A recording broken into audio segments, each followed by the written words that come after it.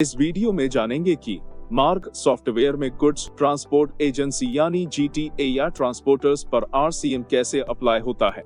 तो आइए पहले जानते हैं कि जीटीए क्या है।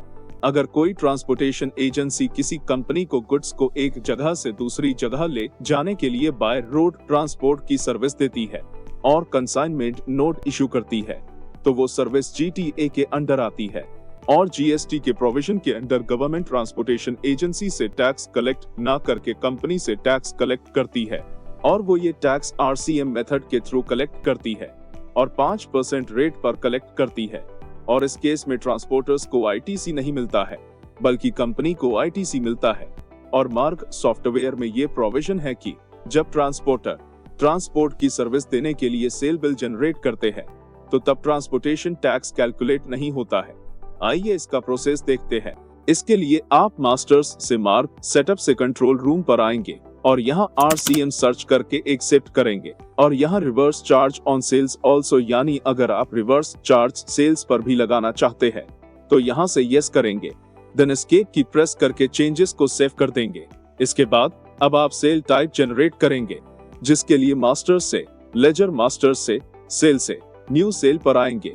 फिर सेलेक्ट करेंगे कि सेल टाइप लोकल के लिए बना रहे हैं या सेंट्रल के लिए, तो जैसे अभी लोकल सेलेक्ट करते हैं।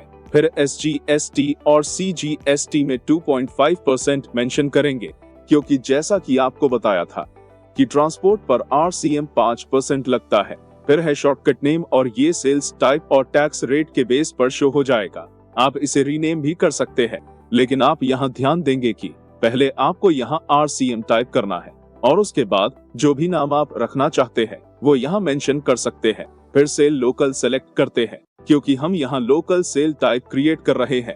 इसके बाद अब आप एंटर की प्रेस करते जाएंगे और एक्सेप्ट कर देंगे।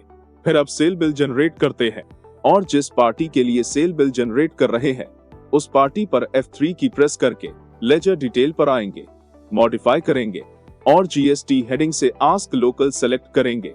तो इसका मतलब है कि बिलिंग के टाइम सॉफ्टवेयर आपसे फिर लोकल सेल टाइप के लिए पूछेगा। देन अब पेज डाउन की प्रेस करके सेव कर लेंगे और अब जब आप बिल बनाएंगे और टाइप फील्ड पर आकर स्पेस बार प्रेस करेंगे तो सॉफ्टवेयर आपसे सेल टाइप पूछेगा। तो जो सेल टाइप हमने क्रिएट किया है उसे सिलेक्ट करेंगे।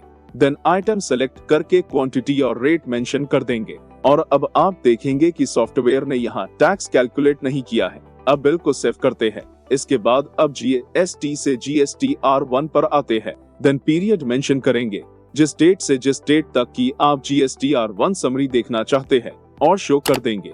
फिर B2B रिकॉर्ड पर एंटर प्रेस करेंगे और आप देखेंगे जो बिल हमने क्रिएट किया है वो यहाँ शो हो गया है और यहाँ रिवर्स चार्ज कॉलम में टिक भी दिखा रहा है, जिसका मतलब है कि इस पर आरसीएम अप्लाई हो गया है। और इसके बाद GSTR1 रिटर्न जनरेट करते हैं। इसके लिए GSTR1 रिटर्न्स पर क्लिक करेंगे।